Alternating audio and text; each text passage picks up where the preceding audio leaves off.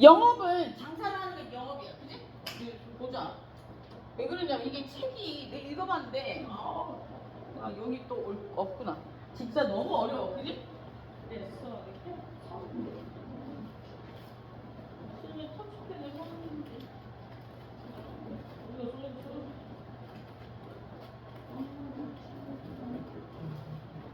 더 있는데?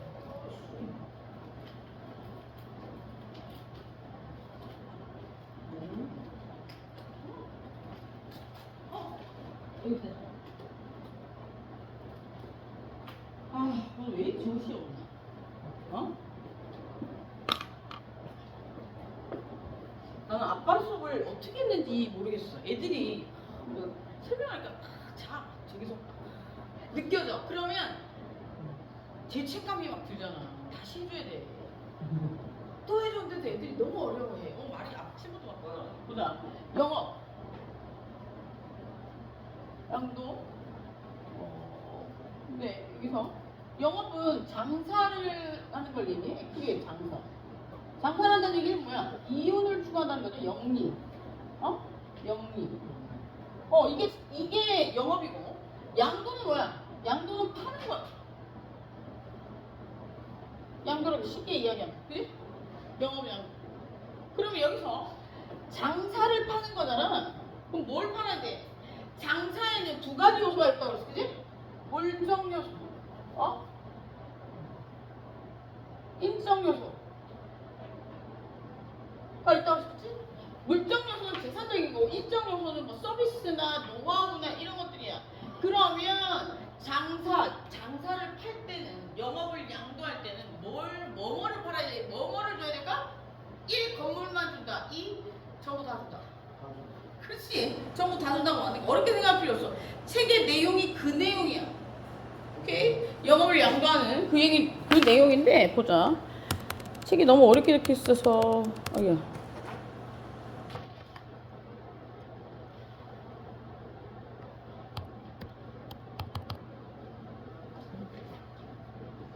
그래서 영업 양도는 이제 예를 들어서 전부 다 넘길 수 있는 걸 그 영업 양도라고 해. 예를 들어서 뭐 빵집을 파는데, 예를 들어서 빵 굽는 기계랑 빵 굽는 그 공간만 팔 수는 없잖아. 만약에 빵집을 영업을 양도해. 그럼 뭐뭐 팔아야 돼? 빵 만드는 거, 노하우, 또 빵 만드는 기계, 뭐 빵 만드는 가게 다 넘기는 걸 영업을 양도라고 해. 예를 들어서 뭐 기술만 넘긴다든지 아니면 뭐 건물만 넘긴다, 이런 것들 영업을 양도하는 게 아니고 다 그 뭔가 계약서를 다르게 쓰는 거예요. 영업 양도는 우리가 전부 다 넘긴다. 근데 이건 여기서 중요한 거, 예를 들어 영업 양도에도 조건을 걸어서 뭐 건물은 뭐 어떻게 한다든지 뭐 한다든지 이런 것들은 우리가 상식선에서 이해할 수 있는 정도만 할 수는 있어. 그거는 시장은 풀어져 있는 거잖아. 사적인 거래관계이기 때문에 굉장히 불공정한, 예를 들어서 첫 번째, 개인에게 부당하거나, 두 번째, 그 개인과 거래하고 있는 제3자에게 부당하지 않으면 그 거래는 유효해. 무슨 얘기냐면, 내가 지금 빵집을 얘한테 팔아. 빵집 팔 때 내가 뭔가 하나 빼고 싶어. 그럼 얘랑 합의를 봐. 합의를 보면 네 이익에도 내 이익에도 침해가 안 되면 괜찮아. 그거? 근데 예를 들어서 제3자가 엮여 있어. 내가 안 넘기겠다고 한 기술이 제3자가 엮여 있어. 그럼 제3자가 피해를 볼 수가 있잖아. 그럼 그건 안 된다. 이해되니? 그래서 이거는 예외적인 경우고, 특약을 쓸 수 있다는 거야. 무조건 다 넘기는 건 아니고, 머리를 쓰면 특약을 써서 넘길 수 있는데, 그 선이 어디냐면 우리가 도덕적으로 이해할 수 있는 선, 상식선에서 이해할 수 있는 선이라고 해서 우리는 신의칙이라고 해요. 신의칙이라고 하는데, 상식선에서 이해되는 선, 신의칙. 그리고 두 번째는 제3자가 엮여있을 경우에, 거래에 그 제3자가 피해를 보지 않는 선에서 할 수 있어. 그러니까 니들 마음대로 하라는 거야. 시장에 영향만 안 미치면 내비두겠다는 거야. 개인의 재산이니까 함부로 개입할 수 없는 거지.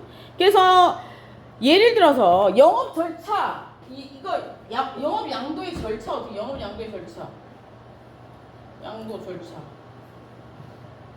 절차 어떻게 돼? 1. 개인일 경우에, 상인이 개인일 경우에 어떻게 넘기는데, 내가 빵집 사장이야. 그럼 어떻게 하면 돼? 그냥 넘기면 돼. 그지? 내 맘이야. 그지? 그러면 두 번째, 법인이야. 우리가 법인, 법률 행위를 할 때, 첫 번째, 권리의 주체, 권리 행사를 누가 하느냐. 그리고 뭐 권리의 대체, 뭐 법률행위 이렇게 나왔었잖아. 이 권리의 주체, 내가 이 법률행위 함에 있어서 의사표시라는 권리의 주체는 두 가지가 있다고 그랬어? 자연인, 법인. 자연인, 법인. 그럼 여기서 자연인은 뭐야? 태어나서 주민등록번호를 부여받으면 어떻게 되는 거야?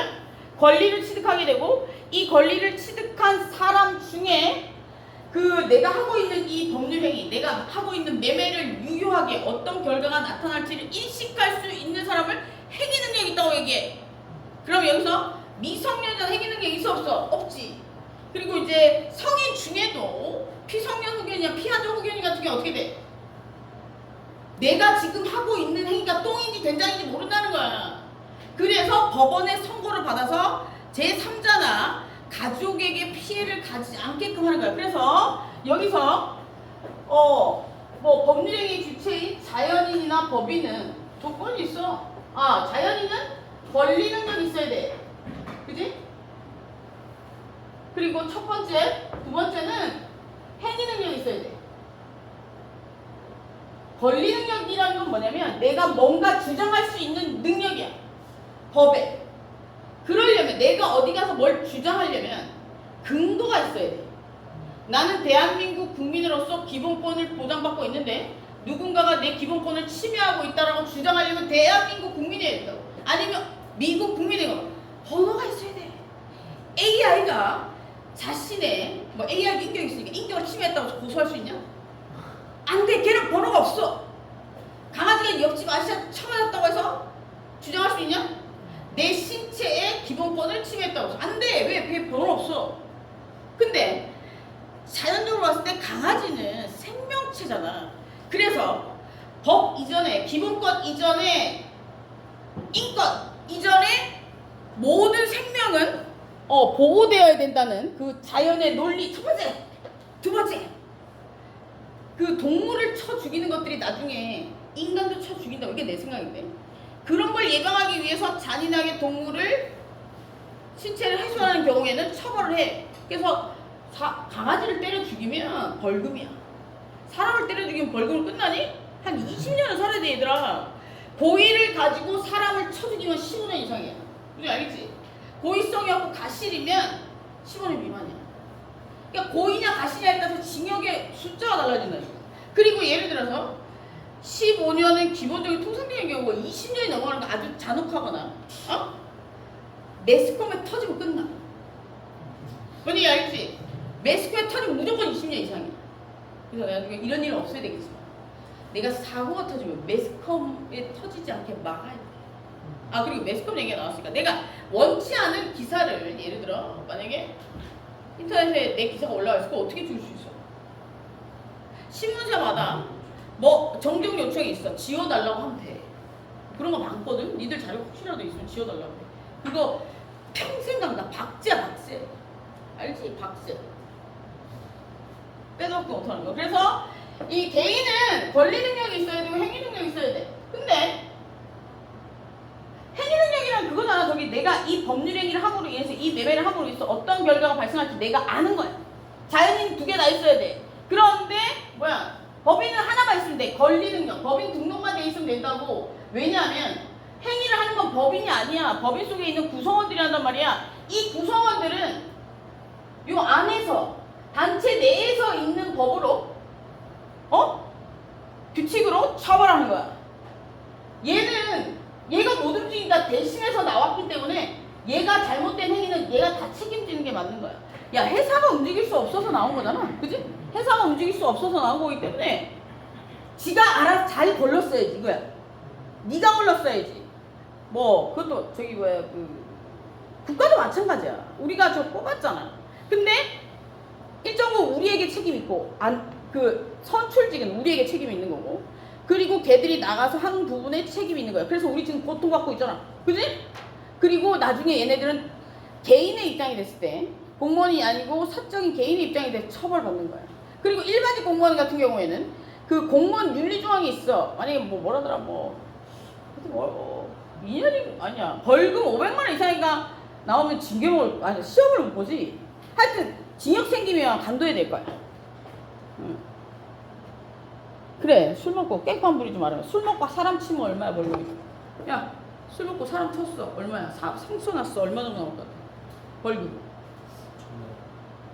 1000만 원 나올 수 있겠다. 통상적으로 한 500 나와. 500 나오면 이제 공무원시험 못 보는 거야. 뭔지 알겠지? 무조건 가서 무릎 팍 꿇고 빌어야 돼. 소리 안 되냐? 진짜야. 무릎 팍 꿇고 빌어야 돼.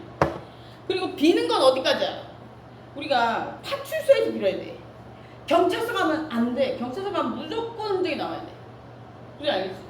파출소에서 빌어야 처음부터 없었던 일이 돼. 경찰서에 가면 이미 공권력을 너무 많이 썼기 때문에 돌아갈 수 없어. 기록이 다 나와. 무슨 얘기냐면 파출소는 어디에 있는 거야? 니 여기 근처에 파출소 있어? 어디 있어? 국문 옆에? 경찰서는 어디 있어? 야이씨. 파출소는 구마다 있는 거고 조그마한 거. 경찰서는 그 동네마다 하나씩 있는 게 파출소고 여기 옆에 있는 애는 경찰서야. 구마다. 구나 씨마다. 순천에 경찰서 하나지.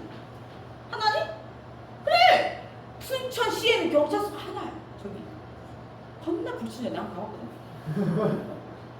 특히 민원실에 보안관 아저씨 겁나 불친절해. 대가리 빵 열려가지고 난리 났었어. 그 정도는 아니지만 뭐라 했지. 왜 이러시냐. 어쨌든 눈에 띄지 않으려고 하는데 웬만해서 눈에 안 띄려고 하는데 어쩔 수 없어. 더 건드리잖아. 그래서 개인은 권리 능력만 있으면 됩니다. 그러면 법인은 권리 능력도 있어야 되고 개인은 이제 권리 능력, 행위 능력 두 개가 있어야 되고 영업 양도를 하려면 법률 행위를 하려면 권리 능력, 행위 능력이 있어야 된다며. 그러면 영업 양도도 일종의 법률 행위잖아. 그지? 권리의 주체가 권리의 주체에게 영업 양도라는 법률 행위를 하는 거잖아. 그러면 여기서 개인은 권리 능력만 있으면 돼. 권리 능력. 근데 법인은 권리 능력도 있어야 되고 행위 능력도 있어야 돼. 그지? 이 두 가지. 그런데 하나 더 있어. 이게 첫 번째 기본적인 베이스고, 개인은 권리 능력이 있고 행위 능력이 있으면 그냥 넘기면 돼. 근데 법인은 뭐야? 권리 능력이 있고 그 조직 내에서 동의가 있어야 돼. 조직 내에 이사회나 주주총회나 이런 거 있을 거 아니야. 거기 동의가 있어야 된다고. 조직은 혼자서 움직이는 게 아니잖아. 조직 예를 들어서 순천대학교야. 이것도 일종의 조직이잖아. 이 조직이 움직일 때 총장 혼자서 움직이냐? 그러면 큰일 나. 얘들아.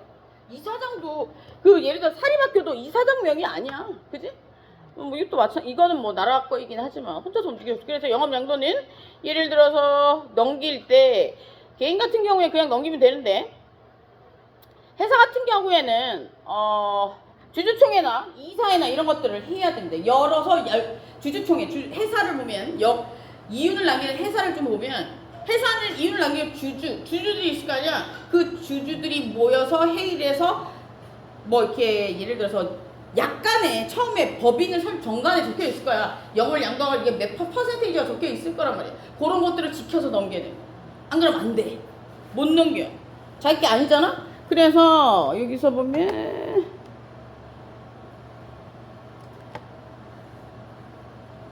그다음에 영업 양도를 하게 되면 어떻게 되는 거야? 영업을 양도하게 되면 다 넘어가는 거지. 근데 빚도 넘어가냐?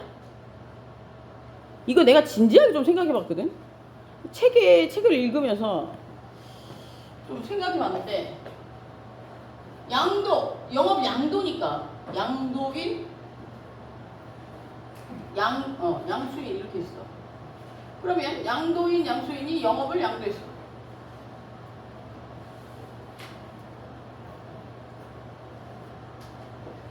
여기서 회사가 말이야. 개인이든 회사든 빚이 있을 수도 있어 없어? 있지. 그럼 책에 뭐라고 나와 있냐면, 영업을 양도한 이후에 2년 이내에 발생하는 채권 채무 관계는 양수인 양도인 다 책임진대. 야, 봐잉. 양도인은 그렇다 치더라도 2년 이내라면 2년 동안이라면 그 전 과거 예를 들어서 오늘 며칠 2025년 오늘 10월 2일이지? 10월 2일 날 넘겼어. 그러면 얘는 2년 동안 양도인 양수인은 2년 동안인데 2년 동안 언제? 2027년 10월 1일 그지? 아니다 6? 아니다 맞지? 6? 6이지? 아니다 7 이때까지 채권 채무에 대해 그 회사와 관련된 그 영업과 관련된 채권 채무 관계 둘 다 책임지는 거야. 뭔가 불공정한 냄새가 스물스물 나지 않냐? 야 얘가 얘한테 팔았잖아. 그럼 얘가 이전에 진 빚을 제가 왜 갚아? 그지? 그때 갚아야 돼. 일단 제3자가 있으면 제3자가 채권 채무 관계가 있으면 갚아야 돼. 양수인은 양도인은 둘 중에 한 사람이 갚아야 돼. 둘 다 연대해서 갚아야 된단 말이야. 근데 이게 되게 불공정하잖아. 그지? 그래서 예를 들어서 만약에 양수인 돈을 갚게 되면 양도인에게 내가 네 대신 돈을 갚았으니 돌려달라고 구상권을 행사할 수 있어. 그런데 채권 채무 관계는 돈을 빌려주고 나서 상대방이 돈이 없다 그러면 뱉을 수밖에 없어. 못 받아. 내가 없는데 무슨 소리 알아? 내가 너한테 돈 빌렸는데 네가 돈 없다 그러면 어떻게 하냐? 널 때리냐? 못 받아. 사람이 누군가의 돈을 빌렸는데 걔가 돈이 없다 그러면 법원 판결문이 나와도 걔가 재산이 없으면 받을 수 없어. 이게 채권 채무 관계의 큰 룰이야. 그래서 이거를 불공정하지. 그지? 못 받아. 얘가 예를 들어서 양도인이 갚았다고 하더라도 양수인이 갚았다고 하더라도 양도인의 빚을 근데 양도인이 돈 없다 그러면 못 받는단 말이야. 그럼 이게 구제할 수 있는 방법이 있어. 구상권 행사 외에 영업 양도 계약을 쓸 때 그 부분을 특약으로 넣어야 돼. 무슨 얘기 아니냐? 영업을 넘길 때 변제, 빚의 변제나 이런 것들을 적어 넣어야 된다고. 안 그러면 갚아야 돼. 무슨 얘기 알겠죠? 그래서 보면 그래서 내가 이거 좀 되게 내용이 길어가지고 조금 그지? 길어서 얘기해 주는 거야. 그래서 영업을 양도할 때는 다 넘기는 거야. 채권 채무도 다 넘기는 거야. 뭔 얘기인지 알겠지? 내가 만약에 채권 채무를 넘기고 싶지 않으면 채권은 나에게 이익이 되는 거고 채무는 나에게 불이익이 되는 거잖아. 그래서 예를 들어 채권밖에 없었어. 내가 누군가에게 받을 돈밖에 없었어. 만약에 그걸 특약을 적지 않으면 영업과 관련된 거야. 특약을 적지 않으면 어떻게 되냐면 양수인에게 다 넘어가는 거야. 그래서 회사를 넘길 때는 영업을 넘길 때는 내 채권 채무 관계 정확하게 파악해. 그리고 이걸 어떻게 할 것인지 해결을 보고 넘기든지 아니면 예를 들어서 그 영업 양도 계약서를 쓸 때 채권 채무 관계는 어떻게 할지를 적어 놓거나 아니면 따로따로 적어야 돼. 예를 들어 양도 계약서, 채권 채무 관계 관련 계약서.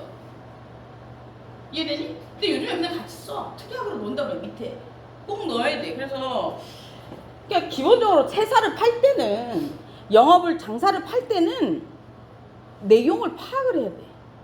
그 채권 채무 관계를. 그래서 그런 얘기들이 나옵니다. 그런데 내가 그런 얘기 나왔었지? 내가 읽어보니까 나오던데 읽어봤니? 그러게. 보자. 그래서 그게 좀 중요했던 것 같고요. 예를 들어서 그러면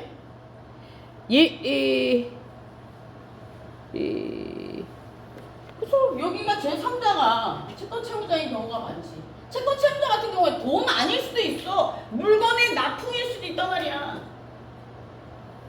물건 납품값을 안 받았거나 뭐 물건을 납품 받을 권리가 있다 이런 거일 수도 있어.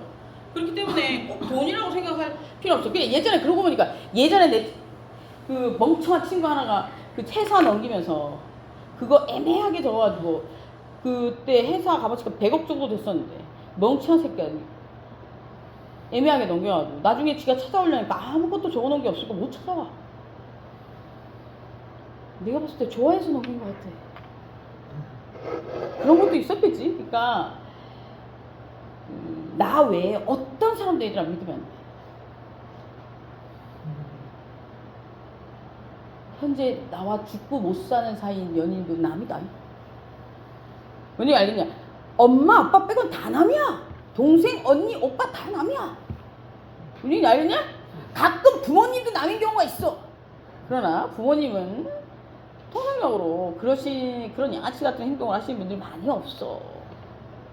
부모님도 없어. 그러면 그냥 혼자 살아. 근데 삶을 혼자 살라는 게 아니고 경제적인 이런 것들을 굉장히 이렇게 정신적으로 독립을 하란 말이야. 여자친구 생겨가지고 나중에 여자친구가 푹 빠져있지 말고. 알았어? 자, 그래서 이제 간단하죠. 영업 양도는 가게 전체를 넘기는 거고, 절차는 개인은 그냥 넘기면 되고, 회사는 회의를 거쳐서 회사는 주식회사잖아. 이윤을 남기는 거기 때문에 주식회사밖에 안 배웠으니까 지금 주주총회를 열어서 넘기면 됩니다. 그리고 만약에 빚 같은 경우에는 2년간 책임집니다. 예. 만약에 그걸 하고 싶지 않으면 어떻게 돼? 특약을 아니면 계약서를 따로 적어야 돼. 이부 채권 채무관계 추후에 발생할 수도 있잖아. 이 새끼가 숨겨놓은 게 있을 수도 있잖아. 그런 것들을 어떻게 할지 미리 정해야 된다고. 세상에 절대 믿을 사람이 없어. 나중에 보면 빚이 나올 수도 있잖아. 어떡할 거야? 그치? 예를 들어서 물건 납품하고 돈을 주기로 했었는데 그걸 만약에 기록으로 재무제표나 이런 데 안 남겨놨어. 그럼 모르잖아. 근데 나중에 누가 나타나서 이쪽 재무제표였었는데 그쪽에 있었어. 그럼 어떡할 거야? 줘야 되는 거야. 그럴 경우에 를 대비해서 물론 이쪽 장부에 적지 않은 건 또 다른 범죄란 말이야. 이거는 다른 걸로 처벌되는 거고 일단 제3자한테 변제는 해야 돼. 그래서 이게 장사를 영업을 판 놈이 돈이 없다 그러면 산 놈이 갚아야 된단 말이야. 그럼 갚고 나서 판 놈한테 민사소송을 내게 된다고. 너 내가 니 대신 돈 갚았으니 돈 내놔라. 줄 거 같아? 그걸 줄 놈이었으면 처음부터 그거 속이지도 않아. 그래서 계약서를 잘 적어야 돼. 봅시다. 상행위론 볼 건데 상행위론은 보면 뭐 실질적 의미, 형식적 의미 이렇게 나와 있는데 이게 했지? 실질적 의미는 뭐라고 했어? 실제로 어떻게 거래를 하느냐, 거래를 할 때 상행위법은 거래를 할 때 지켜져야 되는 법. 그래서 여기서 보면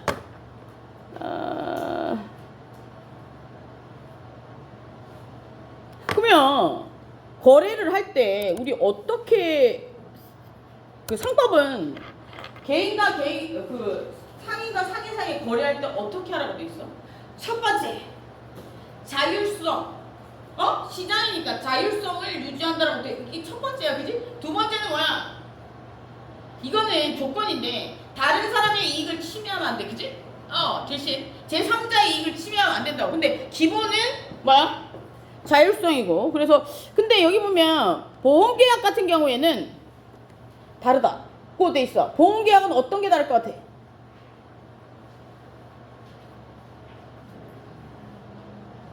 예를 들어서 보험회사랑 우리랑 어느 쪽이 약자야?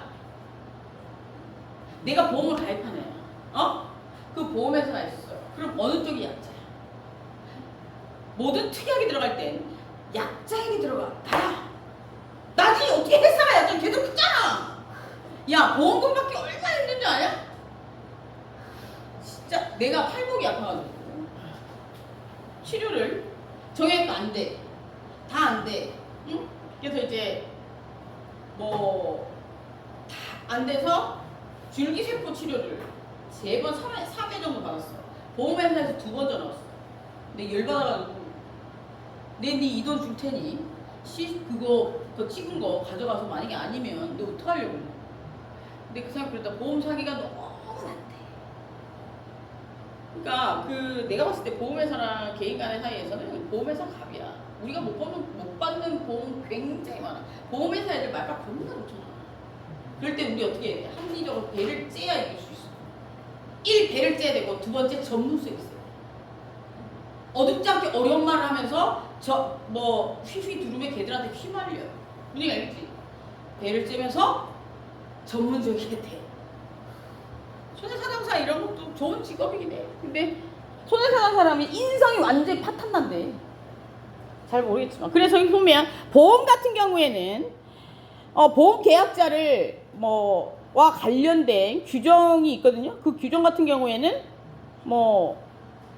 자율적이진 않아. 왜냐하면 약관 같은 경우에 어떻게 되냐?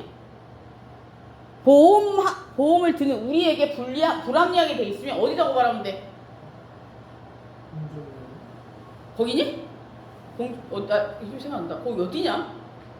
보험과 관련해서 문제가 생기면 신고하는데? 금융감독위원회냐? 하여튼 거기다 신고하면 조율의 조. 부산이 알겠지? 그래서 보험 같은 경우는 예외적으로 자율성과 좀 약간 거리가 있고, 뭐 형식적 의미는 내가 형식적은 뭐라고 그랬어?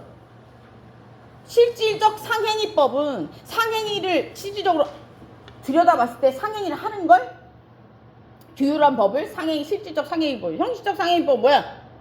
법 조문에 상법이라고 상행위를 관련된 법이라고 적혀 있는 걸 얘기해. 형식적으로. 그런 것들이 형식적. 뭐 예를 들어서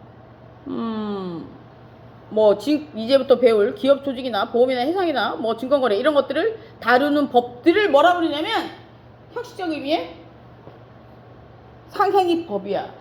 실질적으로 우리가 들여다봤을 때 상행위를 하는 거는 실질적 의미의 상행위법이고, 형식적으로 봤을 때 규율되어 있는 것들이 의미 없어. 무슨 알겠지? 그래서 예를 들어서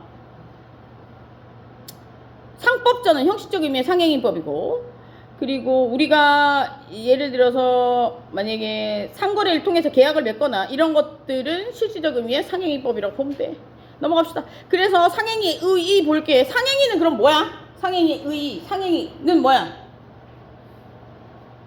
야, 상행위는 뭐냐? 1. 상행위. 상행위. 야, 아까 잘 하구만. 상행위는 뭐야? 1. 첫 번째. 상행위는 뭘 상행위라고 그래? 물건을, 돈을 벌 목적으로, 영리를 추구할 목적으로, 영리.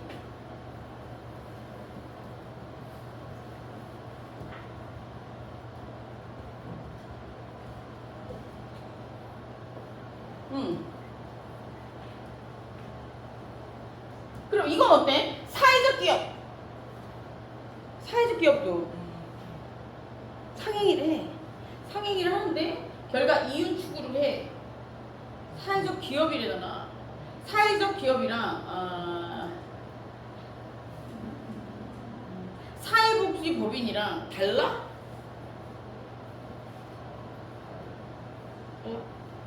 모르겠어? 둘이 달라. 사회복지법인은 절대로 이윤을 추구하면 안 돼. 그러니까 이윤이 발생하면 안 된다고, 거기는.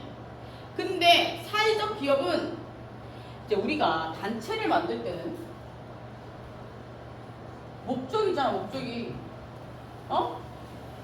목적이 있는데 사회적 기업? 목적이 뭐야? 사회 기업. 그지? 그리고 복지법인? 뭐야? 사회 기여잖아. 사회 기여인데 여기서 이게 목적이야. 근데 부수적으로 얘는 이윤이 발생할 수 있어. 이윤 발생. 이윤이 발생할 수 있다는 얘기는 뭐야? 상행위를 할 수 있다는 거야. 상행위가 주 목적은 아니지만 상행위가 유사한 것들을 할 수 있다는 거지. 근데 얘는 안 돼. 그거 절대로 안 돼. 그래서 얘들은 기부만 돼. 이해되니? 그래서 우리 법에서 얘랑 따로 규율해. 사회복지법인. 그래서 니들이 돈을 벌려면 이걸 만들어야 돼. 사회에 기여하면서 이윤을 추구하는 거. 우리 나눔 뭐라고 저기 동네마다 하나씩 있는 거. 이게 물건 가져다 주면 팔아주고 이거 있지. 아름다운 말. 그렇지, 그거 사회복지법인이 아니고 사회적 기업이야. 야, 그거 영업이잖아. 돈 받는다며. 돈 받잖아. 그지? 오케이. 그런 거야. 내가 저번에도 얘기했지만, 왜 북극 단체 이런 애들이, 배지 같은 거 팔거나, 북극 사진 같은 거 팔면 되는데, 왜 나와가지고 기부해달라고 얘기하는 거야? 법에 걸려. 그런 활동하면. 이 얘기 알겠지? 그래서 사회복지법인하고 조금 다르고, 그래서 여기서 보면 상행위는 영리를 목적으로 하는 걸 상행위라고 해. 그래서 그럼 여기서 주체는 누구야? 권리 행위, 상행 법률행위고, 이 상행위 법률행위의 주체는 누구야? 주체는 뭐라고 했어? 법률행위 주체. 권리의 주체는 뭐라고 했어? 법률행위가 있고 권리의 주체는 뭐 하는 애야? 내가 너한테 물건을 팔아. 그러면 너랑 나랑 매매라는 법률행위를 한 거잖아. 그러면 너랑 나랑 권리의 주체야. 그럼 너랑 나랑 그 법률행위에 영향을 미칠 수 있는 의사표시 할 수 있지? 그게 권리의 주체, 법률상. 그럼 객체는 누구냐면 팔리는 물건이 아무런 의사표시를 할 수 없는 왔다 갔다 하는 애. 오케이? 이게 사람일 수도 있고 사람이 아닐 수도 있어. 근데 이제 사람을 사고 팔 수 있는 건 아니지만 이거는 나중에 뒤에 가면 나오고 보자. 법률행위 주체는 상인. 이해해야 돼. 법률행위는 뭐 간단하지, 상인. 그리고 특별한 규정이 없으면 그냥 상법 적용시키면 되고, 특별한 규정이 있으면 상법 외에 다른 거 적용시켜야지. 앞부분에 얘기했잖아. 예를 들어서 온라인 상에서 상거래는 상법을 적용시키기 쉽지 않지. 그래서 온라인 상거래법이 있단 말이야. 그걸 적용시켜야 돼. 이건 뭐야? 세상이 바뀌면서 상거래는 상법 하나만 규율할 수 있었는데 세상이 바뀌어서 온라인 시장이 많아졌대. 그럼 얘네들과 관련된 법이 있어야 되잖아. 그래서 그 특별법이 생긴 게 온라인 관련된 상거래법이야. 그런 것들. 그리고 누굴 적용시켜야 돼 그러면? 어떤 법을 적용시켜야 돼? 그냥 상법? 아니면 온라인상의 상법? 온라인상의 상법을 적용시켜야 되는 거야. 그런 얘기들이 나오지? 안 나오니? 그래, 나 혼자 읽었구나. 그래서 상행위의 종류 보자. 영업적 상행. 영업적 상행이라는 건 뭘까? 영업적 상행이 뭐야? 야, 상행위의 종류는 두 개가 있대. 영업적 상행위와 보조적 상행위. 이 책을 읽으면 대가리가 폭발하거든? 보자. 영업적 상행위는 상행위의 주 목적이 뭐야? 영업이지. 그 상행위를 주로 실현시키는 거야. 그래서 상인이 본래 영업 목적을 하기 위해서 거래를 하는 것들을 얘기해. 그래서 어떤 것들이 있냐? 음식을 파는 가게 주인은 영업적 상행위는 뭐야? 내가 식당 주인이야. 식당 주인인데 영업적 상행위는 뭘까? 영업적 상행위는 내가 지금 하고 있는 상거래의 본질적인 목적을 실현시키는 게 영업적 상행위. 내 식당 주인이야. 식당의 본질적 목적은 뭐야? 그치, 음식 만들고 팔고 이런 거야. 이게 영업적 상행위고, 그리고 보조적 상행위는 뭘까? 보조적 상행위는 뭐냐면 상행위를 잘할 수 있게끔 서포트하는 거야. 그러면 식당을 잘하려면 뭐가 있을까? 서비스는 영업적 상행위 아니냐? 음식을 하고 판매하고 재료 손질하고 서빙하고 이거는 영업적 상행위야. 이런 것들을 잘하게 하기 위해서 어떤 다른 상행위를 해야겠지. 뭘 해야 돼? 잘 끝났네? 야, 식당 차릴 때 뭘 잡아야 돼 처음에? 그렇지, 가게. 또 가게를 얻는 거. 그리고 또 집기 사야 되잖아. 집기 사는 거. 이것도 내 본질적인 영업하고는 상관없지만 내 상행위를 이루기 위한 보조적인 거잖아.